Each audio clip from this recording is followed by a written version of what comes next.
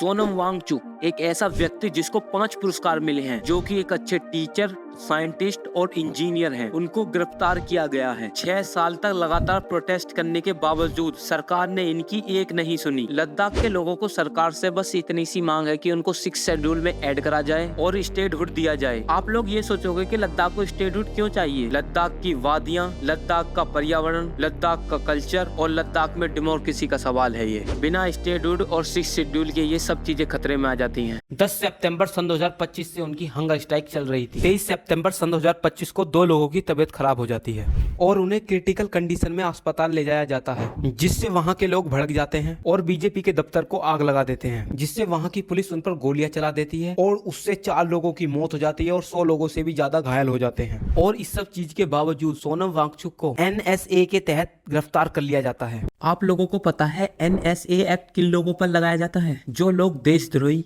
आतंकवादी और टेररिस्ट होते हैं, जो अपने देश की निजी खबरों को दूसरे देशों में फैलाते हैं, उन लोगों को NSA के तहत अंदर करा जाता है। सोनम वांगचुक इतने महान आदमी जिनके ऊपर एक बायोपिक भी बनी है, ये गोदी मीडिया उनको देशद्रोही बता रही है। आज से ठीक 1 साल पहले सोनम वांगचुक को एक लेटर मिला था। सुनिए उसमें क्या लिखा है। I opened it and found this letter, which was an anonymous letter, and says, I'll read you. Sir, the only purpose of this letter is to inform you, in case you aren't aware, that the bank account details for your institute has been taken by the Anti-Money Laundering Department recently from the bank. The same has happened in Mr. Kejriwal's case. This wasn't supposed to be disclosed to you or anybody for that matter, but I felt the need and importance for you to know if at all you can do something before it's too late. Wishes and prayers, and admirer. So something interesting seems to be cooking up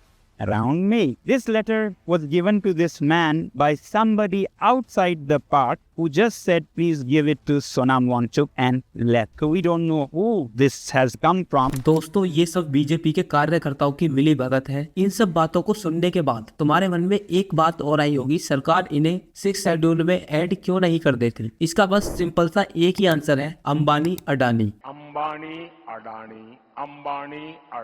Ladakh को 6 schedule में add करने के बाद सरकार का लद्दाख की जमीन पर कोई अधिकार नहीं होगा, जिससे सरकार अंबानी अडानी को जमीन नहीं दे पाएगी, जिससे अंबानी अडानी उस जमीन का यूज नहीं कर पाएंगे। इसी सब चीज के चलते हुए सरकार ने सोनम वांगचुक को गिरफ्तार कर लिया और उन पर NAS का मुकदमा लगा दिया। मेरा तो यही मानना है दोस्तों, अगर ऐसा देशभक्त भी हमारे देश में सुरक्षित नहीं है तो हम क्या हैं?